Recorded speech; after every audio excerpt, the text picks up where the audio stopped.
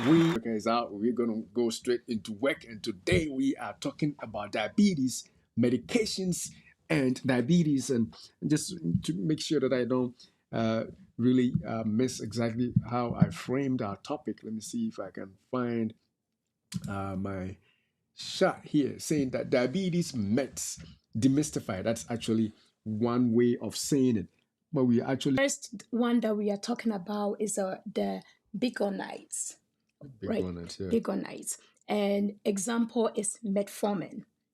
And with this metformin, the way that it works in your body is it reduces the glucose production and improve insulin sensitivity.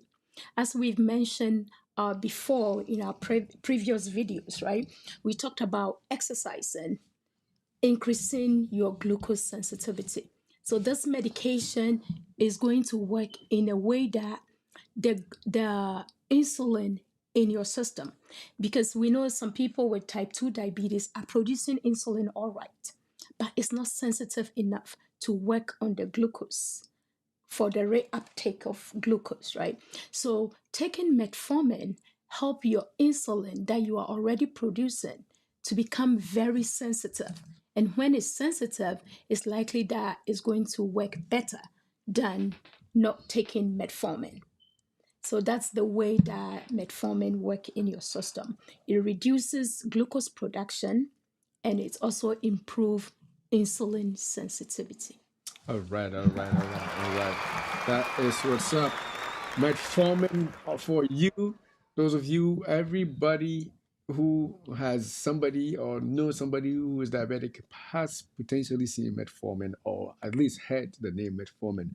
And one reason why metformin is that popular is because it is safe. It's one of the safest, and also it's very, very inexpensive compared to some of the other newer ones that we are going to talk about. But the fact that they are inexpensive doesn't mean they don't work well. Metformin is very effective. As a matter of fact, it is one of the ones that easily reduces your A1C.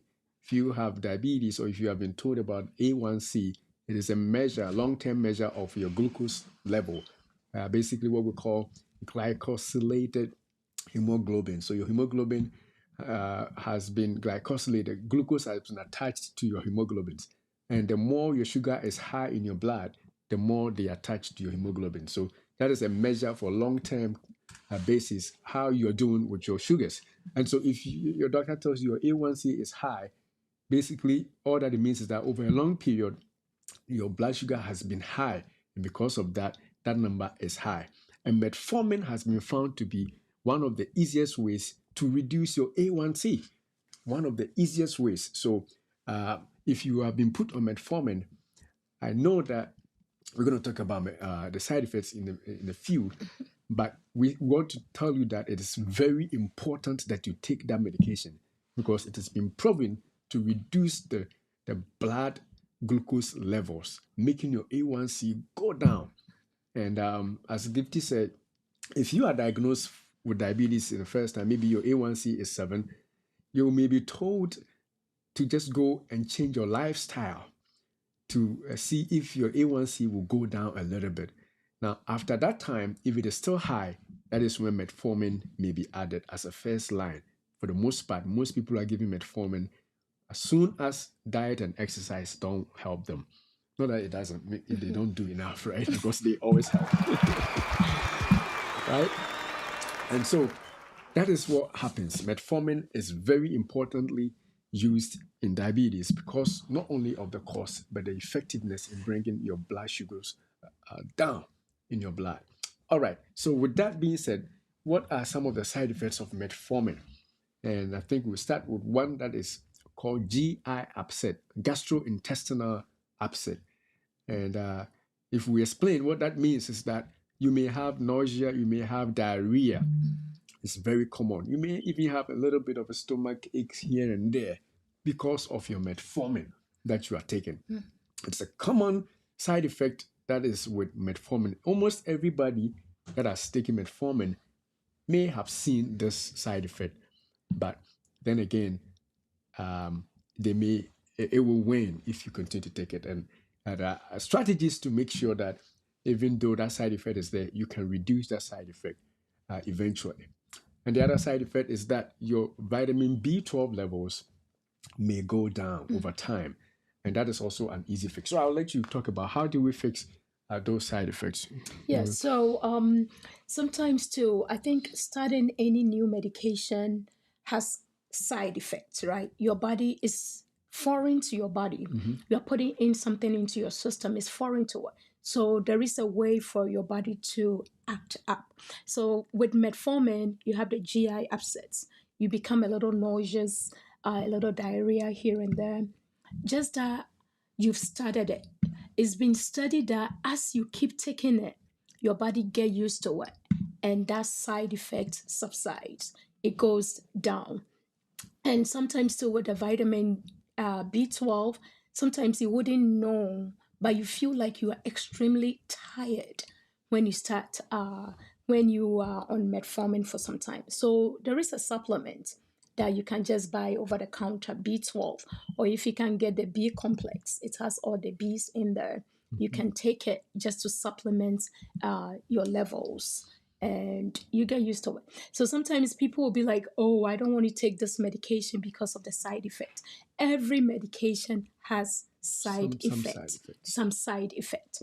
But you have to think about the risk versus the benefit, right? You are at risk for taking medication. But the benefit of taking the medication is that you are going to reduce your risk of stroke and heart attack. Because we've learned that if your levels, your sugar levels keep increasing and it stays high for a very long time, a lot of complications comes with it. So taking the medication and you getting stomach upset and GI upset, like a little nausea here and there, is way better than not taking anything and getting stroke and heart attack. So don't dwell so much on the side effect. I think somebody mentioned that if you really take your time to read the label when you go get your medication, they list all the side effects to the point that sometimes the side effects include what, death. That can be very scary, but it's just to give the information out there. All the listed side effects doesn't mean you are going to have that side effect. Everybody react to medication differently, so don't dwell so much on the side effect. Your body definitely will get used to, but think about the benefits that you are getting. you know Taking metformin, as we mentioned, increase the insulin sensitivity, so your insulin tend to work better, and it reduces the production of glucose in your body, which also help control your sugar level. All right, all right, all right. Now, another way to reduce the side effects of metformin is to take it with food. If you are taking metformin and you're having diarrhea, you're having stomach troubles, whatever it may be, start taking it with food. Especially with your large meal. If it's once a day you are taking it, take it with your meals because your meals are usually heavier. I mean, your dinner is usually heavier, right? Unless you eat a heavy breakfast, then you take it with your breakfast. So take it with your heaviest meal. If it's once a day, if it's twice a day or three times a day, make sure that each time you take your metformin, you have eaten something because that reduces a lot of the side effects. And the other thing I also want to emphasize is that, like she said, some of the side effects go away. Your body gets adjusted. Your stomach will begin to adjust and see that, hey, this thing has come to stay. I better not trouble this poor man, this poor woman with upsetness. I get this. So you may not feel that way all throughout. Give or take a month, it should begin to go down. And if it's intolerable or if it becomes to the extent that you're taking it with food, you've taken it over some period and the side effects is not getting better, it's even getting worse, at that point you discuss it with your doctor. You just don't stop and stay home, as some people do. Some people tell me, I mean, we are practicing farms. Some people, you will ask them, you haven't picked up your medication for a long time. And they're like, no, just last week somebody told me, as for this medication, I stopped. And I'm like, why did you stop? well, I don't like the way I feel. I'm like, did you tell your doctor? No, no, no, I just don't want it. Really? You're taking this medication to save your life, and you stop just because of a side effect you're feeling, and you did not even care to, mention it to your provider and ask them, whether they have an alternative for it. So if you are taking metformin and you're feeling some way over months, it's still not working out. If you cannot endure the side effect, then of course talk to your doctor and have them switch it around. Especially if you have tried taking it with food, heavy meals, and it's still not working out, then yes, go and let it be changed, not completely stop and stay home. Because, like she said, staying home and not taking it will just buy you a stroke. Would you rather have a stroke or talk to your doctor and see if it can be switched? So that is what we think you should do. So that is metformin for you. Now let's mention maybe some contraindications. By contraindication, what we mean is some of the things that should prevent you from taking metformin in the first place. And I'll start with that too. I think that one, the most obvious one, is kidney problems. If you have a kidney issue or you have been diagnosed with kidney disease, then you may not take it. But even that, it's not like a full blown thing. If your kidney disease is not so advanced that your, what we call your GFR or your creatinine clearance, the way your kidney clears stuff, if it's not too compromised, you may still be able to take metformin, only that it may be adjusted. It may be very small amount. But if the doctor does the blood work and sees that your kidney function is not great enough and you don't have to take it, then they will not put you on metformin. So if you're diabetic and you see everybody is on metformin, but your doctor never gave it to you, it's probably because they see that your kidney may not be strong enough to handle it. And so that is a big contraindication. Right. Yeah, and I think the beauty of conventional medicine is that every doctor, before they start any medication, they do the blood work or they check your blood levels to see where you are before they recommend medication. So if they know that your kidneys, like you mentioned, is not up to standard, there is a way for them to go around it, you know. And if you have another contraindication is heart failure. If you have heart failure, they may choose something else. So it's up to your doctor to decide whether metformin is good for you or not. So you don't want to stay home, and you were mentioning about somebody not taking their medication. Sometimes it's because they don't understand how the medication work in their system. So because they don't understand and they don't really get the side effects, that's why they decide not to take it at all. So the big one thing that comes with metformin is the lactic acidosis, right? So the overproduction of lactic acid in your system that will make you feel extremely tired, like exhaustion. You are very, very tired. You can't even have a quality of life if you can't get up and go about your daily activity, or the diarrhea is such that you can't control it. So when you see such symptoms that is so unbearable, that continues up to a month or so, that's when you have to bring it up to the doctor and mention something. Tell the doctor that this medication doesn't work for me. You just don't stay home and say that, oh, I don't like the way that I feel when I take the medication, so I'm not going to do anything about it. It's very important that you follow through with your doctor if you are not feeling well whilst taking your medication. All right, all right, all right, all right, all right. Now, with lactic acidosis, though, you may not have to stay home till a month. It could be an emergent situation, but she's talking about the diarrhea and the stomach upset. You can, most of us can deal with a little bit of diarrhea here and there. Or some people say, no, no, no, no, no, no, no.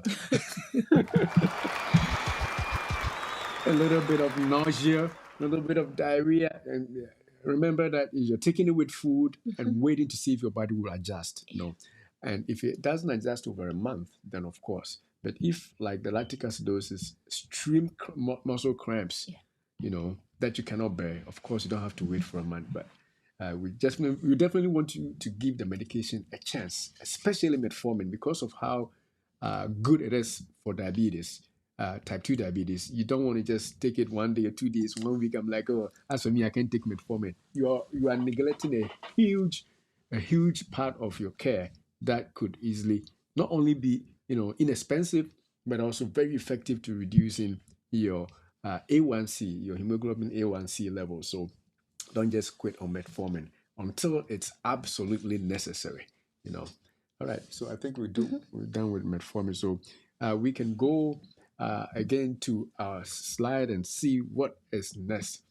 Now, let's see. So we go to the second group of medications, and that is what we call the pancreatic stimulants. And as we said, we combine two groups or two classes of medications. They are the sulfonylureas and the meglitinides. Those both two groups have been put together because they do the same thing, basically, just to make our show easier and make us, be efficient in time management. So if you are diabetic, you may be put on a medication, with example being glipizide, glimepiride, or Glyburide. glyburide or glucotrol.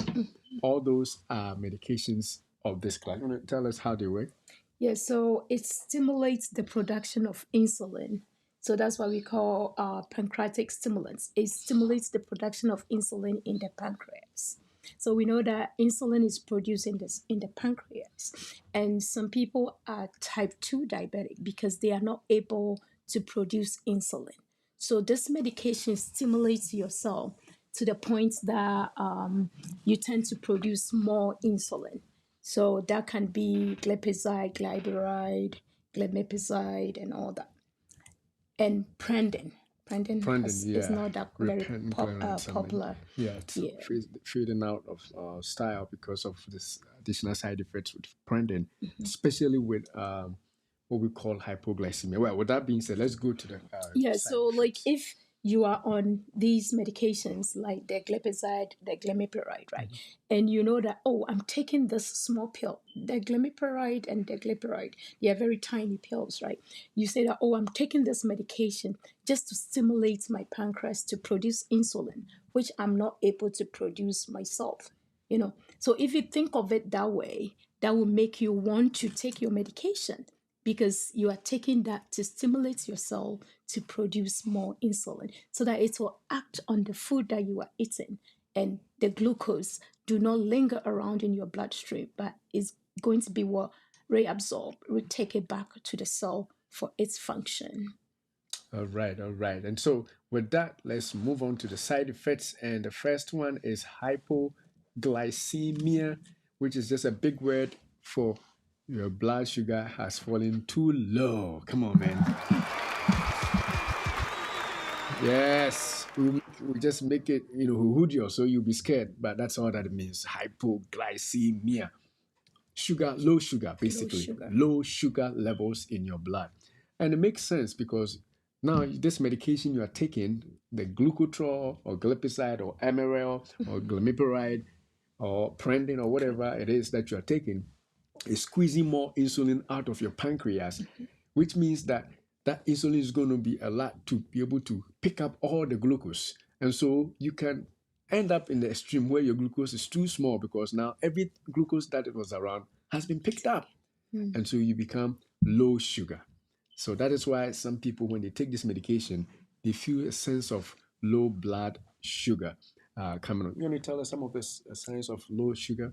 Yes, so you Hypoglycemia. hypoglycemia. So people start breaking up, like sweat. They start sweating profusely, like they know, and they have throbbing of the heart. Your heart, a little palpitation here and there. You know that you are not feeling well. Some people get to the point that they have to lie down because the sugar is so low.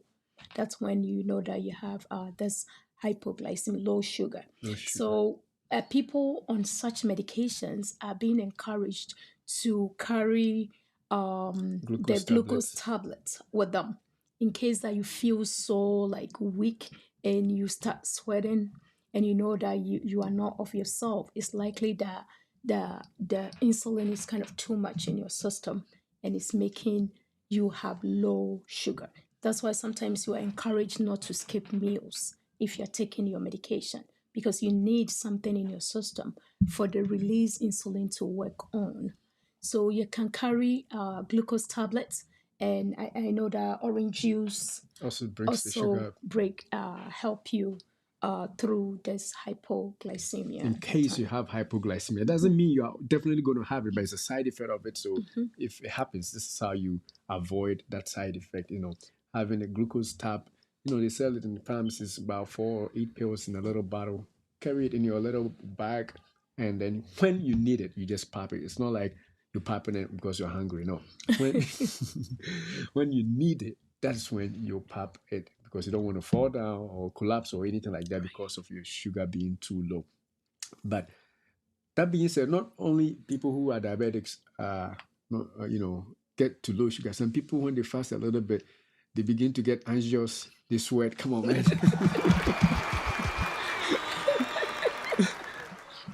It means that their insulin is working, and Mhm. they need to get something on board to bring it up. So low sugar can happen to other people who are not diabetic, especially if you haven't trained your body to release glucose by itself when you need it. So that is one side effect, hypoglycemia. The other side effect is weight gain. And it's also just natural that when you are getting a lot of insulin absorbed, I mean, insulin getting the glucose absorbed in you, you will also gain weight. So people who take glimepiride or or glyburide, or the brand names that we know, Glucotrol and Amirel and all those, Prendin. If you still take Prendin, then obviously these are some of the things that you would see. Do you have anything Yeah, to add? so because of that, such people are being encouraged to watch their diet. You have to know what you are putting in your body, because you know that as soon as you ingest the carbohydrates and you start eating a lot, it's likely that it's going to be absorbed right away, and you see that you are gaining weight. The reason being that whatever you eat get absorbed, so you The have glucose. to, yeah, the glucose get absorbed, so you have to make right choices, the kinds of foods that you take. You don't want to overdo the portion size that we talked about. And you can also manage your weight by exercising. Oh, come on, man. Come on, man. Manage that weight also by exercise. We talked about that. But yeah, definitely other factors you can employ to ensure that you don't gain that weight. It's very important, because if you don't take it, you'll be like, oh well, I'm taking this medication, and they say that if I don't take it, I can get low sugar. So you eat around the clock. You defeat the purpose, because you eat all right, the medication will do its job, but then you put on so much weight, which becomes counterproductive.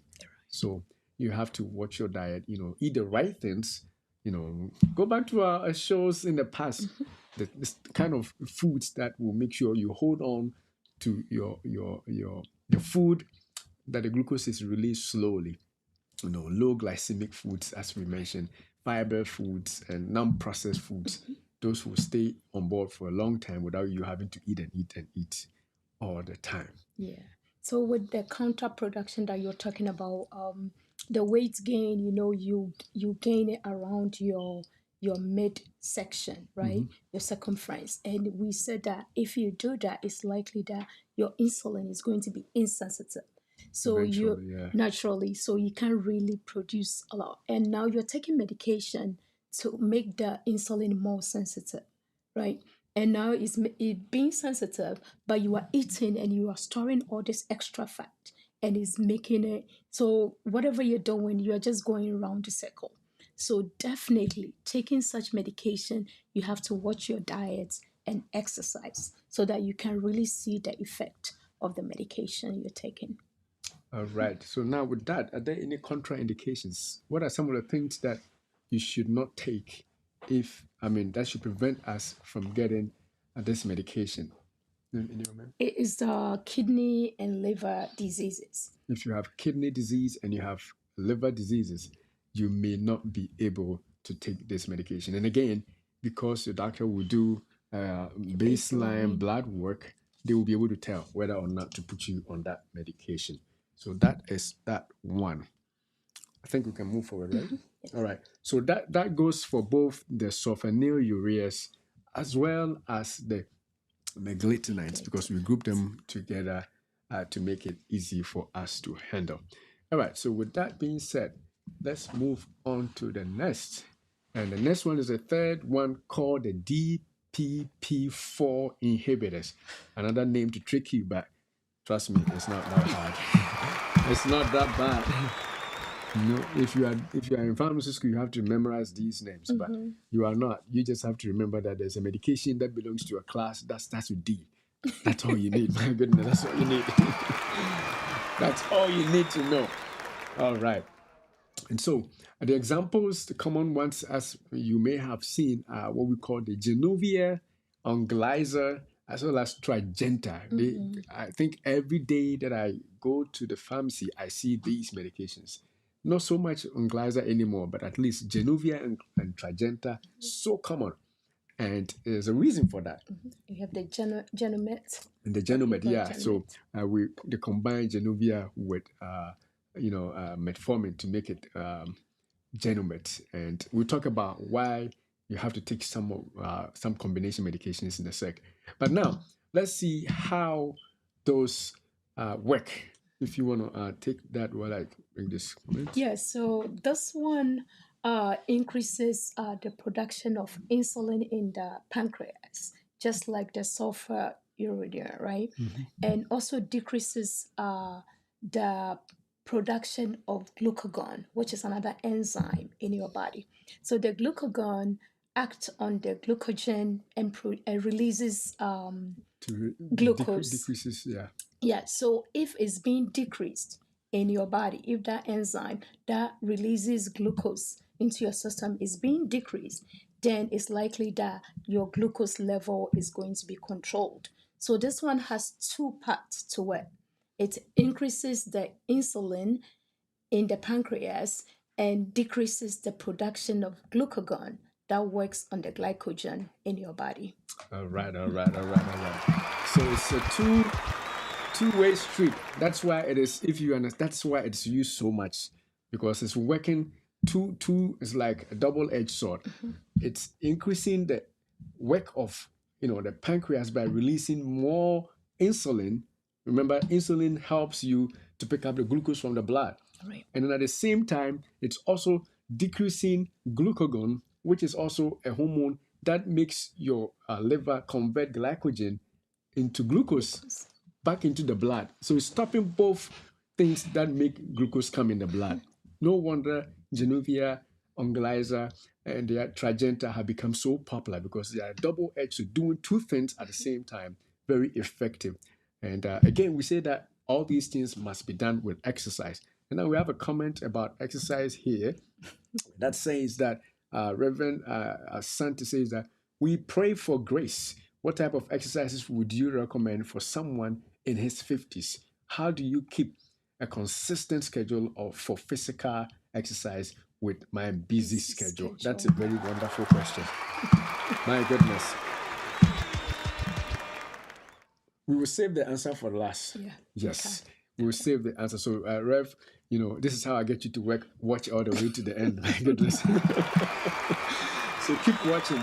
We are going to answer that question at the last, just before we wrap up, because it's going to come up. And so that is what we are going to do when we get there. But definitely exercise is important. So with that being said about the DPP4 inhibitors, let's move on to their side effects. Before that, you were talking about Genovia being very popular. We also have the Genomet, which is the combination of Genovia and metformin. So this time we have three things working together.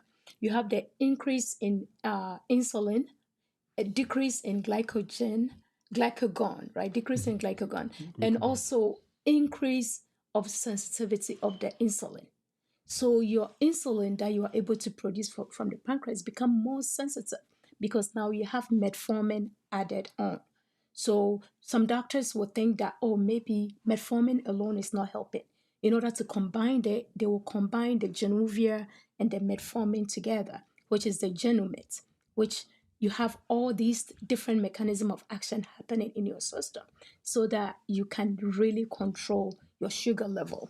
So not taking it, you are doing yourself very not a lot of favors, because it's likely that none of these mechanisms will be working for you in your favor. And with the question, if you can't exercise and you cannot eat right, then you are in really, really deep trouble that you have to take your medication very seriously. My goodness.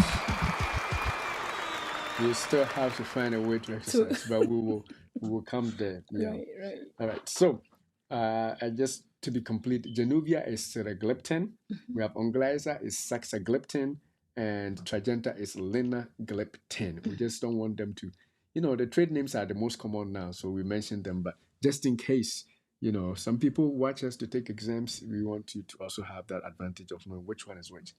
Or if they ever become generic and you don't see Januvia, Onglyza, or Trajenta, you know what they are: saxagliptin, linagliptin, and all the All the gliptins. My glitens. goodness, all the gliptins. All right. All right. So with that, I think we can go to the side effects, right? We did the side effects already. Not yet. All right. So the side effects of these group of medications are upper respiratory infections. Basically, your cough, your congestions, your bronchitis, and all those flu symptoms.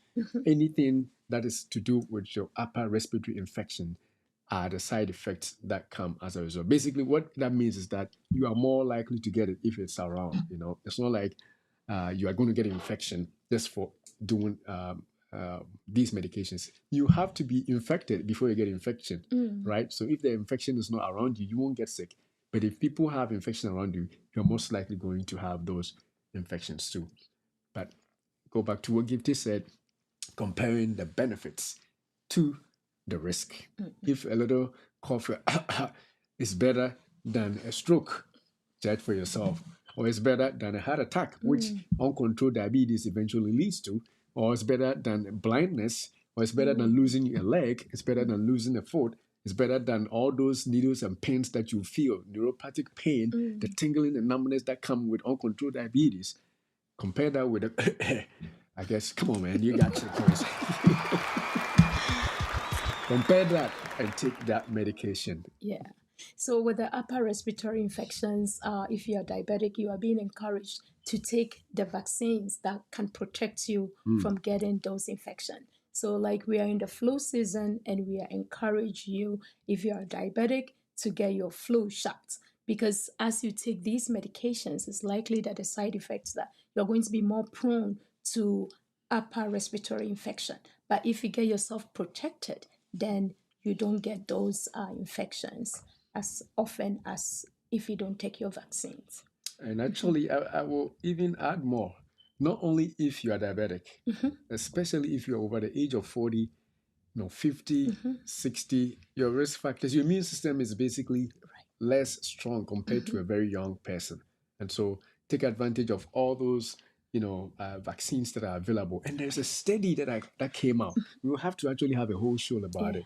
That tells that those people who are always getting their shots, they have less Alzheimer's, less diseases. They don't get sick with certain diseases that are out there in their later lives.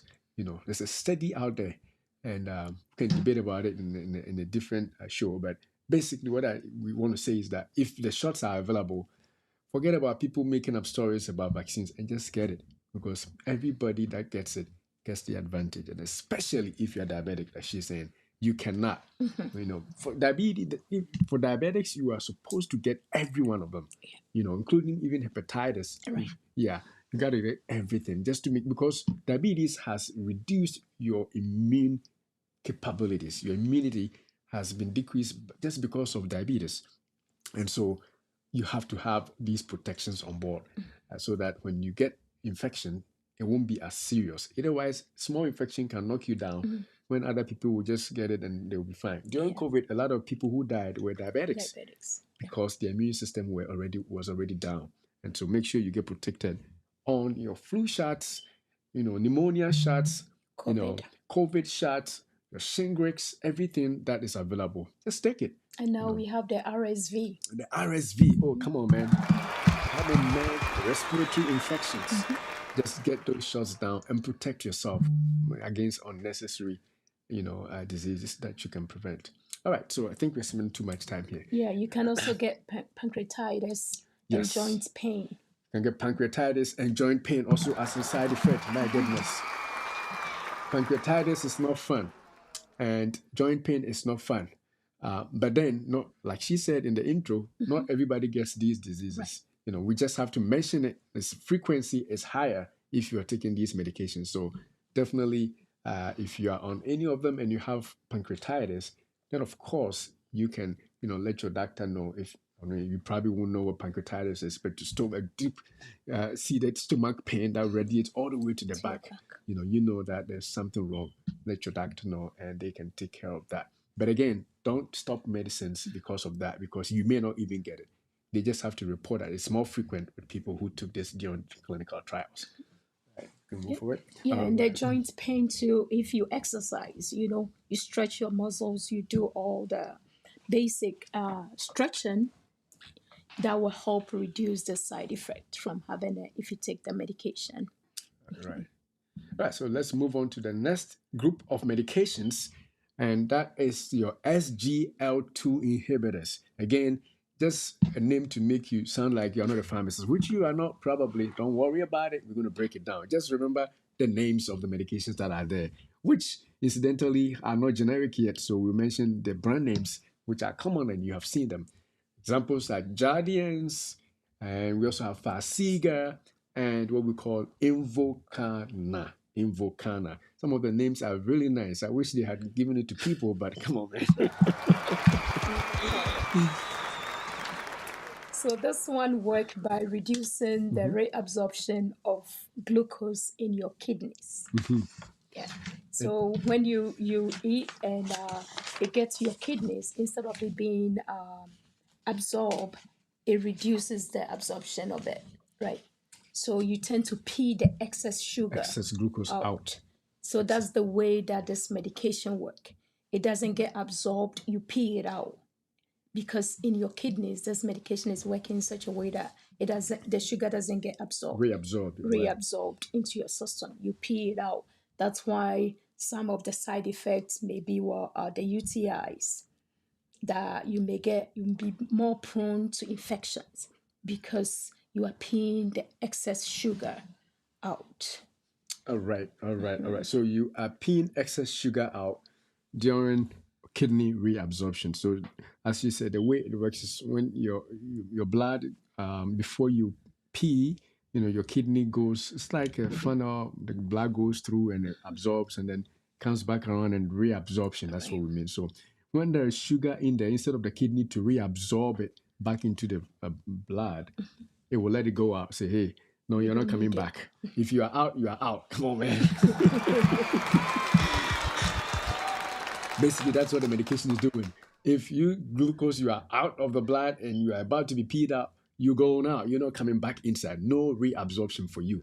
That is how it works. And so, as she said, it makes you pee glucose in your pee. And so excess glucose comes out during your pee.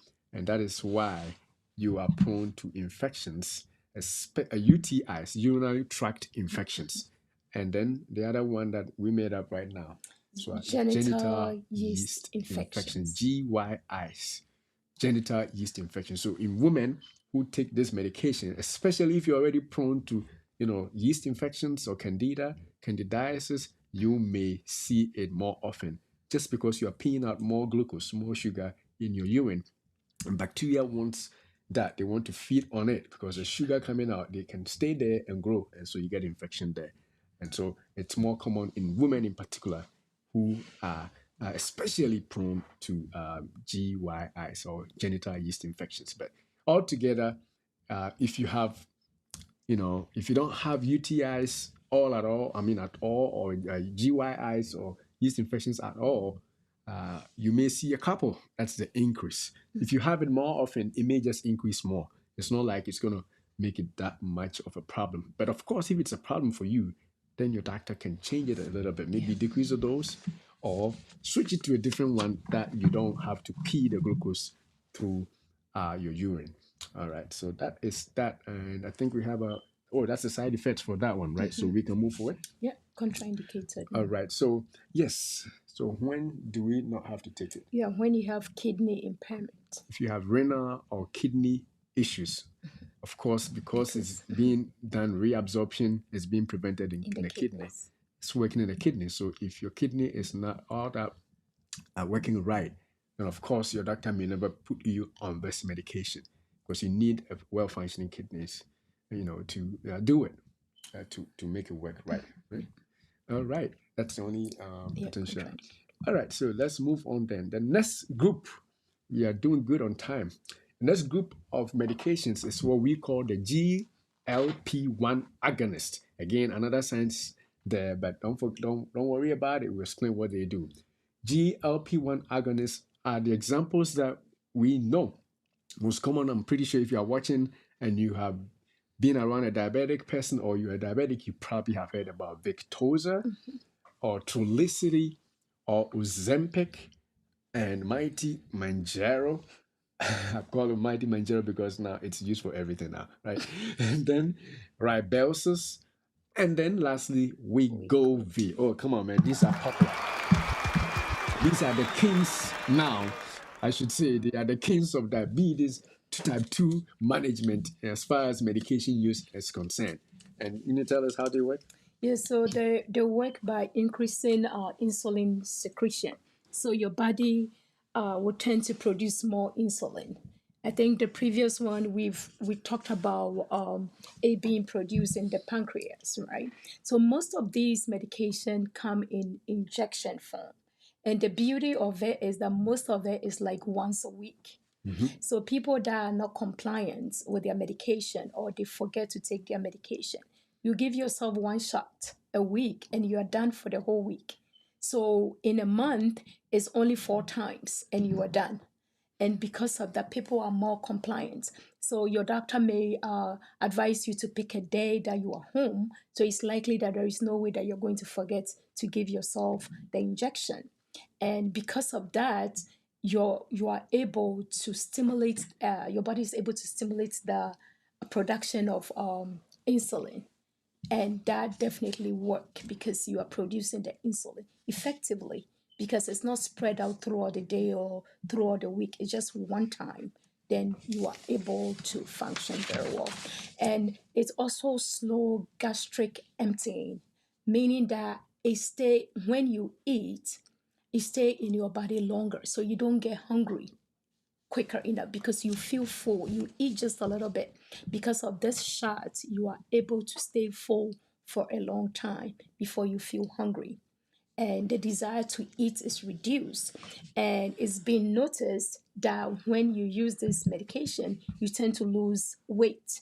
That's why it has become very popular that everybody want Manjaro, everybody want Trulicity. We can't even keep up the, Ozempic the and Wegovy. Ozempic and the Wegovy because people have realized that if you use this insulin, this shot, okay, you tend to lose weight in addition to it being control your H1C levels. This patient came over and he was so happy about how this Trulicity is working for him. And he said that he has lost 25 pounds within a month. What kind of exercise would do that, or what kind of diet would do that? So this medication, this shot is doing wonders, and everybody wants it now. But I think we will mention the side effect here too. All right, all right, all right. And I think we have a question online that I think it's not a question, I think it's a comment. Right. So let me put it on. And that is by Sister Jane Harley. So I was on Jadians and it made me feel really unwell. I wanted to do a clap, but that is not good, so I will not clap. But um, it suffices to say that yes, every medication works on everybody. Every every individual reacts differently to medications differently too. So it is possible that for you that will not work out. And the beauty of modern medicine is that they can, I'm probably sure they already switched you to something else that is equally good. And we know that Guardians has the way it works. It may be that from the way it works, it affects your body negatively, and that is why you react that way. I hope you had it long enough. It's not just a couple of days and you stop. If you did take it for a little bit, maybe beyond a week, then definitely, if it's not making you well, it is possible that it will not make you well. because it works differently on everybody. You probably will react differently to another one and may like it. If you have been put on something else that works for you, share with us so that we will know that at least you are not off medicine completely. All right. Yeah. Oh Okay, yes, great. I am on insulin. Great. She is saying. All right, that is great. That is great. That is great, and it's good. It's good that you are on insulin. So it means that now this one I can give an applause. I like that. It means you are taking care of yourself. You didn't just sit home and throw it out and say that it's not working, so I'm done. No, it's good. And the thing is that even with the insulin, if you add, what we call diet and exercise to it at some point, and you try and lose more weight, even though it's hard because it only makes you gain weight, you may be able to be switched to something else oral if you still have the ability to produce your own insulin. Sometimes maybe we're getting a little ahead of ourselves, but if your A1C is very high, they may have to start you off with insulin. But once it comes down to around manageable levels, then you can be switched back to oral medication. So you may not be on insulin forever, especially if you're able to do all the other things that will make it work good. Then you may be switched back unless you don't have any ability to produce your own insulin. Remember when we started, we talked about medications that is able to help you squeeze out insulin from your own pancreas. Yes. If you don't have the ability to produce any more, then giving you those medications don't work because you're not going to be able to produce anything you don't have the ability. But if you do, which most people do, then you can be switched back to any one of the other products as soon as your A1C becomes, manageable, becomes low enough. So don't give it up yet. You may be off of insulin in the future. That is definitely, I've seen that happen all the time. I've seen that happen all the time. And one thing I want to throw in here is for the Jardians not working for her. Maybe it worked well for someone else. Oh, yeah, yeah. So it's not a good idea for somebody to generalize it and say that, oh, I don't want to take anything for diabetes Just because because it it didn't work. doesn't work for me, or because I feel horrible when I take it. I'm not going to take anything at all. So our sister here has really followed through with a doctor for the doctor to switch to insulin. So if something you're taking is not working well for you, you don't have to sit on it. You don't have to give up because think about the consequences. If your sugar level is not controlled, follow up with a doctor, and the doctor will choose the right one that will work better for you. Even if the second one doesn't work, go back again and let them know that it's not working. They may get to a point that one will definitely work better for you and you'll be able to control your sugar level. All right, all right, all right. I like that. Or you make it interesting with comments like this. People are learning apart from us. Other people who will watch will learn from your experience and they will be encouraged to continue. Thank you so much, Jan. All right, so I think we are done with this one. Did we talk about side effects? All right, so let's see what are some of the side effects, which is nausea and vomiting, which is basically a standard side effect for every medication. If you're a pharmacist, you know this one. Almost every medication will have to list nausea and vomiting. Of course, for reasons that when people take something during clinical trials, most people will get nauseous. So, yeah, but this is actually a true side effect. So it's not just listed on the on the clinical trial. This is actually something that happens to people. The GLP-1 agonists, your Victozas, your Trulicities, your Ozempics, your Manjaros, your Ribersos, your Wegovys can cause nausea as a side effect, or vomiting as a side effect. And then also pancreatitis, again, inflammation of the pancreas may start. And then the last one is the gastroparesis, which is a big word for slowing down the movement of food that you have eaten, through your gut. And that's how the medication works. I don't know why we even list it as a side effect. The main thing it's doing is that it is making sure that the food you eat doesn't go through your body too quick, so that you don't get hungry. You don't absorb it, you don't get hungry. That's how it works. But then we also have to list it as a side effect because it's slowing down movement of food through your GI tract system. And I don't know if there's anything else. Yeah, we can. Yeah. All right. So with that, we can move on and see if we have anything. Yeah, we have insulin, almighty insulin. And insulin, we have long acting, short acting, intermediate acting, all sorts of insulin. And with new technologies, we have human insulin, we have technologically made insulin, we have insulin that have been generated from a lot of different processes, just to be short. So, insulin is another way. And It it's increases the glucose uptake uptake into your into your cells. cells. Yeah. So that's all we you didn't have to spend a lot of time in here. As you can see our little chart there, you see, when you take the insulin, certain things go together, receptors and movements and stuff, and then your body is able to pick up that white sugar so that the cells will pick it up instead of moving around in your bloodstream. Simple as that. And with that, we talk about the side effects of insulin, and Which will go back to the hypoglycemia hypoglycemia again, the and low sugar level, because all the white substances are being picked from picked the up. from your blood, right? Yeah, All the so sugar when is being picked up. everything's picked up, you and there is nothing to pick up, you know that your sugars are really low. There is nothing for you to feed on, your cells to feed on. Then you become extremely tired and you sweat, and you know And that just you need something. need something that happens, yeah.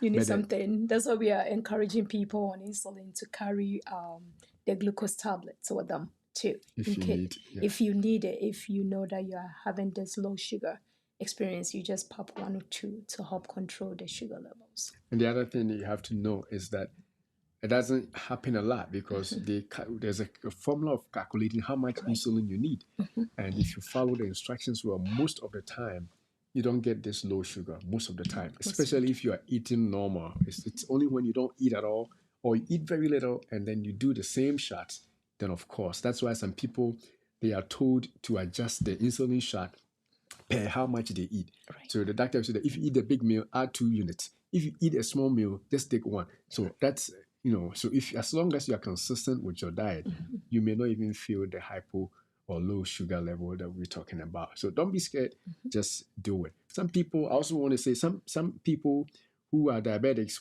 the moment they put on insulin, they think that that's the end. So, okay, if I'm on insulin, then it means that everything is over. No, it's not like that. It's not like that. As a matter of fact, some people who are diagnosed with diabetes, especially because their sugars are found to be high right off the bat, they have to be put on insulin. As I was saying, you may eventually be tapered off your insulin. So if you are diabetic and you are put on insulin, don't give up and say that, oh, it's over. Because I know somebody, I'm saying this for a reason. This person refused to be on insulin because in her mind, she thinks that once she's on insulin, that it's over. It's over. Then there's no way to control the diabetes. No, it's not like that. It's not like that. It's just that per the algorithm, the treatment algorithm suggests that if you are found to be diabetic and you just have something around 9, 10 as A1C, then you have to be put on insulin because it has to be brought down quickly. And then slowly we can taper you off. As you do all the other things right, as you improve your diet, you lose weight, you eat, you increase your exercise, and those things come together, then the insulin will gradually be tapered off. So if you're on insulin or you are put on insulin, that's not the end of your diabetes, not the end of your life. You are still going to be diabetes. That's not the end. It's just a treatment protocol they got to follow through with that, And with the hypoglycemia with insulin, I think we have the testing the sugar levels, right? So your blood doctor glucose may test. ask you to test your sugar level before you inject. So if you test it and a certain number, they will ask you to inject certain units so that you don't overdo it to get to the point of having that side effect. So if you're being monitored and you're asked to test your sugars, go ahead and do it so that you have an idea how the sugars are being controlled. And in line with that, we have these new machines available now that it makes it so easy for you to know whether your sugar is too low or you are going to get yourself into this hypoglycemia that we are talking about. We have the Freestyle Libre.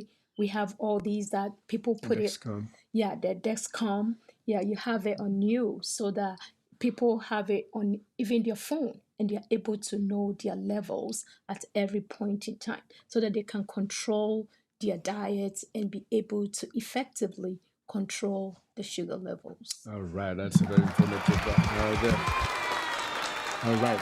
Now, with that being said, some insurances don't cover any of those, continuous glucose monitors that she mentioned. If they don't, and they cover the regular ones that you have to insert, a test strip and then test multiple times a day, do it. Whatever it takes, because you all know. If you haven't seen some of the things we said in the beginning of our series on diabetes, go back. We don't want to entertain, blood sugars ramping up for no reason. So if you have the resource in terms of test strips and testing machines to use it, use it. And then if your insurance will pay for the continuous patches, that we mentioned, use it. Whichever one you have. If your insurance don't pay, if you don't even have insurance, find a way. There's always a way. There are cheap monitors out there that you can actually invest in. If the store brand ones, if you go to any of the chains, you will find their own store brand machines, store brand test strips. They are so good, that you can rely on if your insurance doesn't even pay and you have to monitor your sugar. If you don't have to, that's fine. But if you have to, but you're finding difficulty, invest in those things. These days you can buy phones for $1,000. Yeah. So we don't want to buy blood glucose monitor for $100 because insurance won't pay. But anyway, that's just by the way. So, so that is that for insulins. There are several examples. I didn't want to list any of the names of the insulin because there's a lot of them. But suffice to say that we have regular insulin, we have long-acting insulin, and we have intermediate-acting insulin. We have what we call the NPH, We have the Lantus, the we have Lantus the or insulin Levemir, we glycine. have Humalog. Yeah. We have all those things that are there for you to use. All right, so with that, let's move on forward. So, because of time, the other ones that are left, which I think are not allowed, we group them together and what we call others for other kinds of glucose monitors that we can use. And the first one is the TZDs.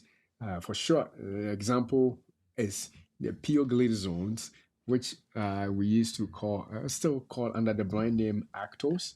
And also, we also have another one called the alpha glucosidase inhibitors.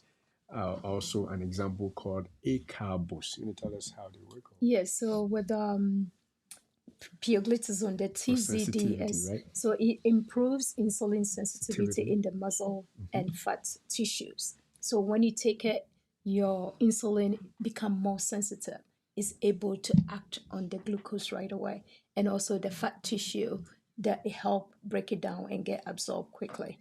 And with the second one, the alpha glucosidase inhibitors work by slowing down the absorption of carbohydrates from your gut. So yes. If you eat anything and it's starchy, it slows down the absorption. Those, because of the side effect of those, we don't even see them anymore. In the beginning, it was heavily relied on, but now the side effect of this dyspepsia, nausea, vomiting, diarrhea, and all those things, we don't use them as much, but we just wanted to mention it in case you're watching us from a country which still uses those, then you know that is why they are using acarbose for diabetes. And I think with that, let's see what else we have. And yes, now we're going to hit that question that came. But before that, we're saying that for diabetes management, it requires a comprehensive care.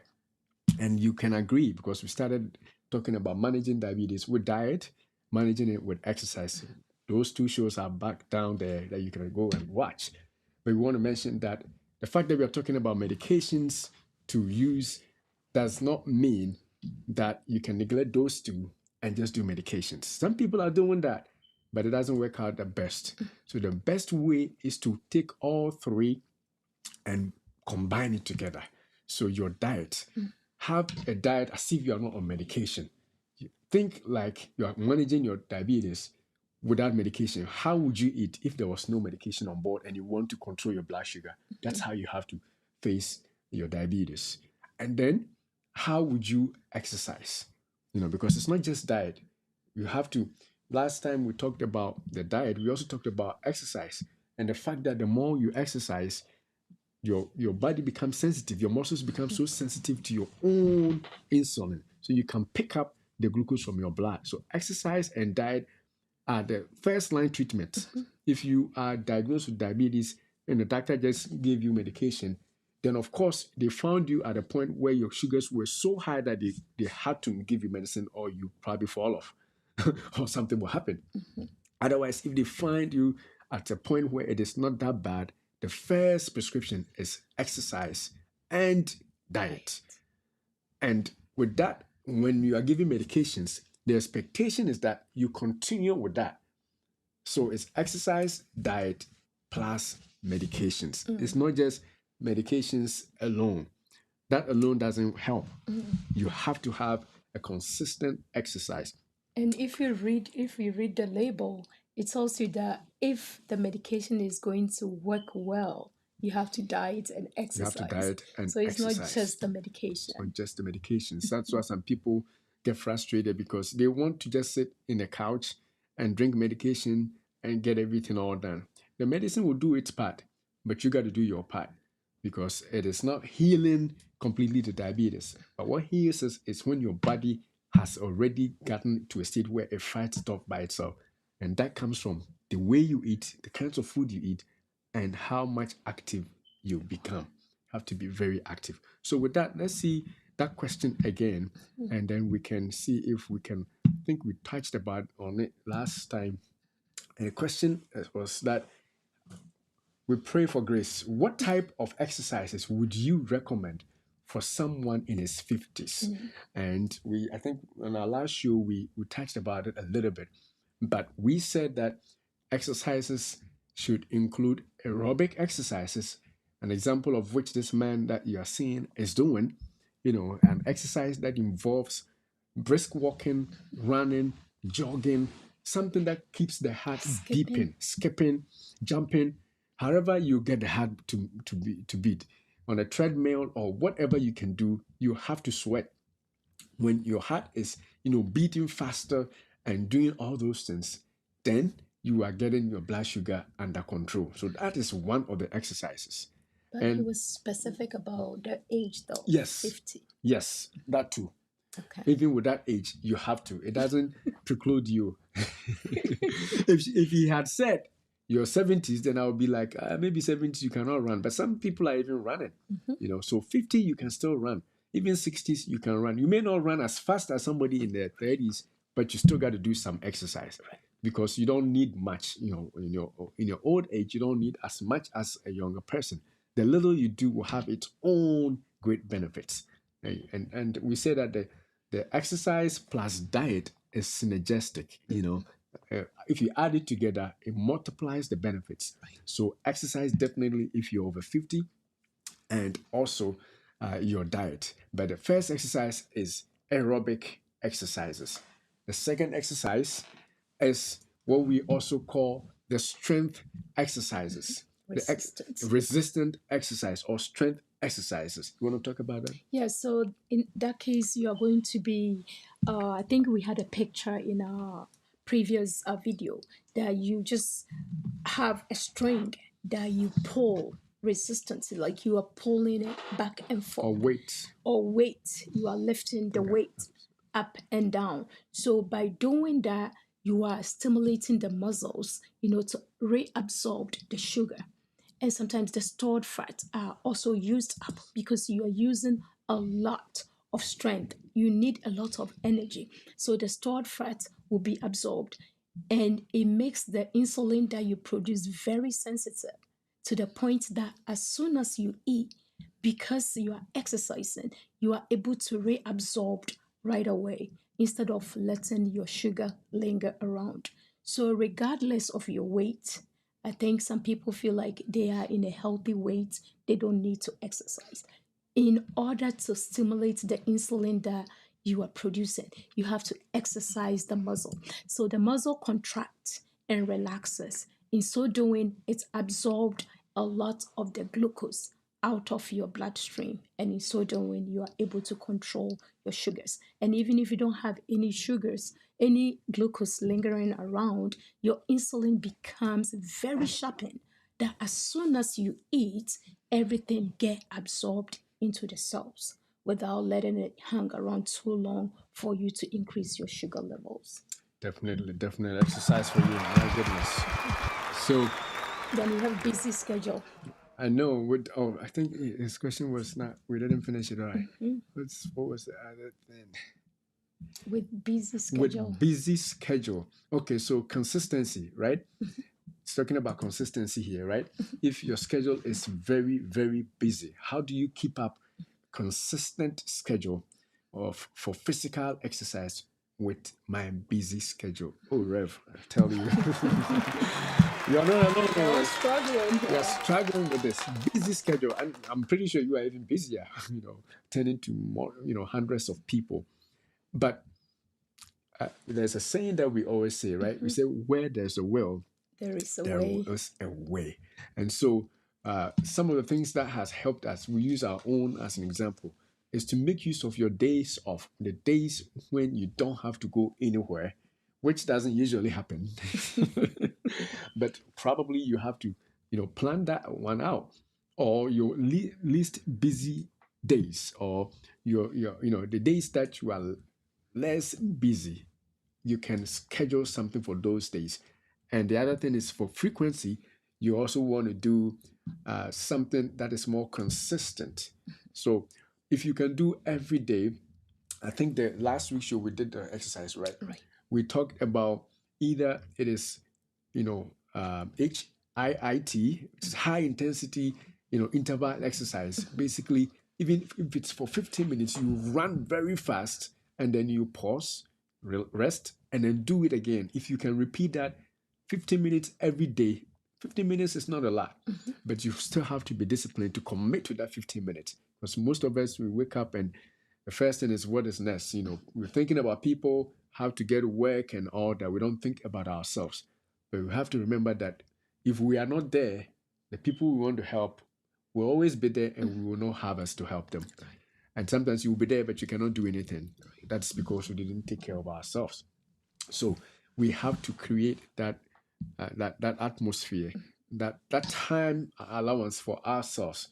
Just like we can spend time to read scriptures, we can spend time to read books, can spend time to do other things. We have to consistently plan out our exercises also. And especially for reverend ministers, they can add it to their morning routine because most of them wake up, they pray and they read scriptures, they study the Bible. Why don't you add exercise as the next step, the third step to it, or probably even start with exercise. Take your shower after you have sweat and everything. Those times when you read, it goes. Except that sometimes you will doze off because you are tired. Sometimes you fall asleep, but that's fine. You sleep, you wake up, and then you go back to the reading. So you have to definitely make that time for it because, like you say, in 50s, we are all getting old. And if you don't do it, before you know, you are 60 and you are weak. But if you can incorporate it right now consistently, even if you can get 3 days a week, like Monday, Wednesday, Saturday, or Monday, Wednesday, Friday, consistent 30 minutes or 45 minutes every week, you are good. You are good. But if you can't find 45 minutes a day, but you can find a day you can do 15 minutes or 10 minutes every day, do the HIIT and exercise, which you can watch back our previous video for more details, and then ensure that you exercise because, like we're saying, it is important for the people around us, for our families, and for the people that we aspire to help, that we be around and be around well, right? Have anything else to add? Okay. I think we, as far as the exercises are concerned, so it's the strength exercises, the resistant or strength exercises, the aerobic exercises, and then these slow ones that we can see old folks doing, the yogas and those little things. They all help with your glucose control as far as managing your sugars are concerned. So yes, that is that for that question. Is there any other questions? Let me see if there's anything. There is no question except that we have Jen saying good advice. Thank you, Jen. Thank you for joining today. I hope you're going to make time to be on the live and health show live all the time every weekend. Just so you know, we have a huge stack of videos, not just on this, but on diabetes, on stroke management, and Cholesterol. cholesterol management, and dieting, what kinds of foods to eat. So go back to our channel on YouTube and subscribe, and also hit the follow button if you watch from Facebook, so that you will also be alerted whenever we have videos posted, or even to go back and binge on those videos. Oh wow! And Jen also, she said something else we didn't say. She said she is just walking, Walking. walking, walking. Oh, Good. good. Walking is good. Brisk walking though, not easy one. Brisk walking, walk and sweat.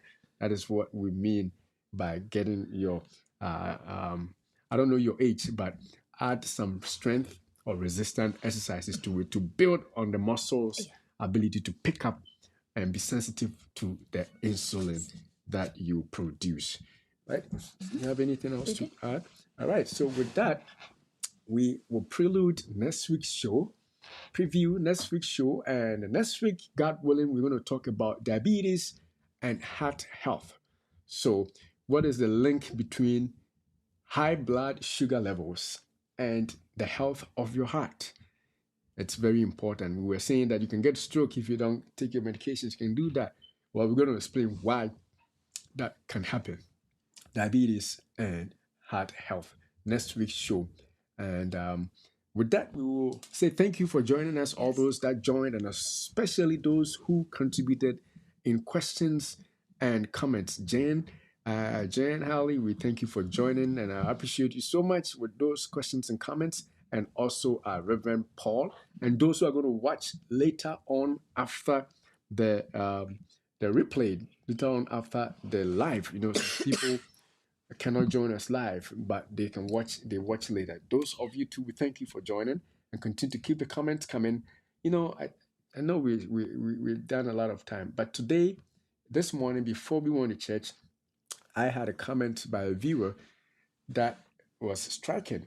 He had stroke at age 39. Oh, 39. Age 39, and he just turned 40, and he was telling us about his experience. That is a comment on our YouTube channel. And so people are getting help. And so follow and let's learn and educate ourselves together and do some of the things that may be as simple as just knowing. Maybe you didn't know, but we will share with you and share with us your experiences, how you manage your difficult times, so that when people read, they will also be encouraged. I'm pretty sure if anybody sees that comment, they will be encouraged, especially if they had a stroke and they are struggling with it. Somebody did it and they are overcoming it slowly. And we say thank you for watching and joining us on the medications use. What was the title again today? I think I forgot to show this. We say that medications demystified. That is what we discussed today for diabetes. Diabetes medications demystified. And so, until we see you again next week, we say, Beloved, we wish above all things that you prosper and be in health, even as your soul prospers. God bless you.